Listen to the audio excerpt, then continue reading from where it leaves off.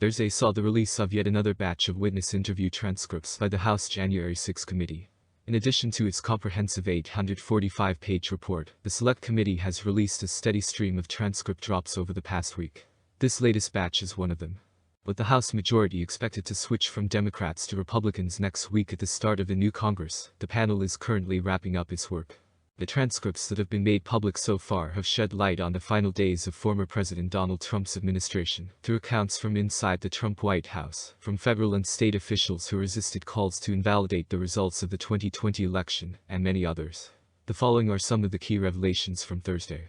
Why did Donald Trump Jr. text Mark Meadows on November 5 about keeping his father in office? Donald Trump Jr. explains. 2 days after the 2020 presidential election, Donald Trump Jr. texted former White House Chief of Staff Mark Meadows a detailed plan on how to ensure his father would win a second term, because he thought the strategies were the most sophisticated and sounded plausible, according to testimony before the committee.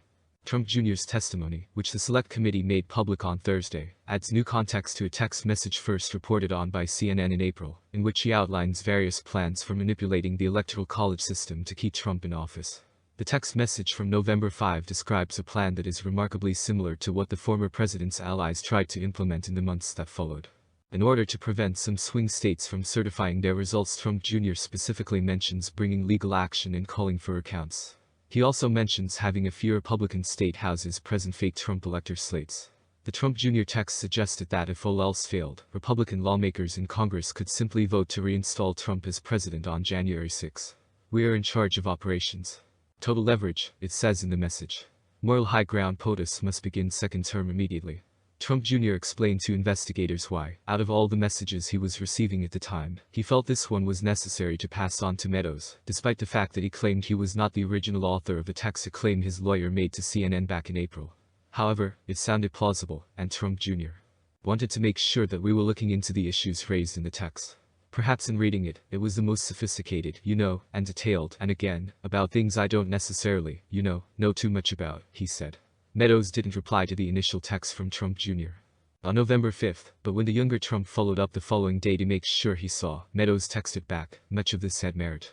Pennsylvania, Georgia, and North Carolina are already working on this. Give me 5 dead voters, please." After the 2020 election, a Trump lawyer tells the committee, according to Senator Lindsey Graham, according to a statement made to the January 6 committee, Sen.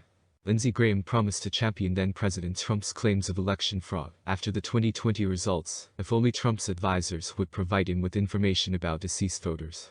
Senator Graham said in a meeting days before the January 6, 2021 uprising, "Give me your information," according to Trump attorney Christina Bob's account to the House Select Committee. Bob claimed Graham told Meadows and others in Meadows' office at the White House, "Just give me 5 dead voters," at the time. "Give me an instance of an illegal voting, please. Just give me a tiny snapshot that I can champion," Bob continued, echoing Graham's earlier statement.